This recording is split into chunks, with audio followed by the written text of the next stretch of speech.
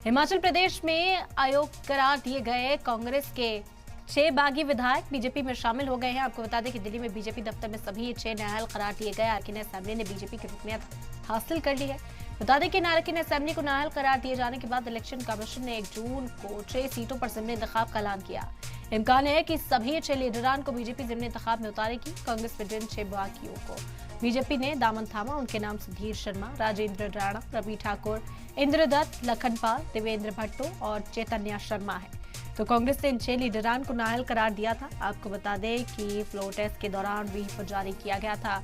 सुखविंदर सिंह सुक्खू के जरिए और नाराजगी के चलते ये एमएलए पेश नहीं हुए थे, जिसके बाद कार्रवाई करते हुए स्पीकर ने इन्हें नाअहल करार दे दिया था।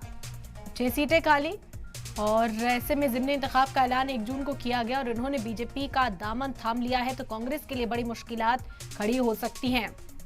तस्वीरें आप मंच की इस वक्त देख रहे हैं। मरकजी वजीर अनुराग ठाकुर मौजूद रहे उस वक्त जब इन्होंने बीजेपी का दामन थामा, बीजेपी की रुकनीत हासिल की। नाराजगी सुखविंदर सिंह सुक्खू से बताई जा रही थी, जिस वजह से कांग्रेस से भी किनारा करते हुए नजर आ रहे थे। मांग ये थी कि सुखविंदर सिंह सुक्खू का जो ओहदा है, सीएम का ओहदा, उसमें ही तब्दीली की जाए, लेकिन आला कमान सुखविंदर सिंह सुक्खू के साथ खड़ी नजर आई और इन 6 एमएलए को नाअहल करार दिया गया। असेंबली स्पीकर के जरिए सभी की अहलियत रद्द कर दी गई, जिसके बाद नाराजगी के चलते ही बीजेपी का दामन यहां पर थामा है।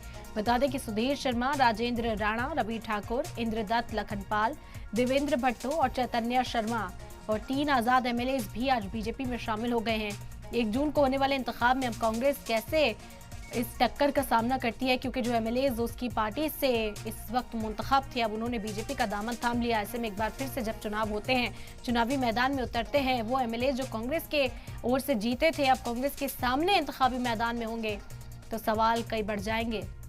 हिमाचल प्रदेश में नाअहल करार दिए गए ये वो एमएलए हैं जिन्होंने कांग्रेस का दामन छोड़ अब बीजेपी का दामन थाम लिया है। मोदी की गारंटी पर ही आज देश विश्वास करता है और मुझे पूर्ण विश्वास है आप सबके आने के बाद भारतीय जनता पार्टी को और बल मिलेगा।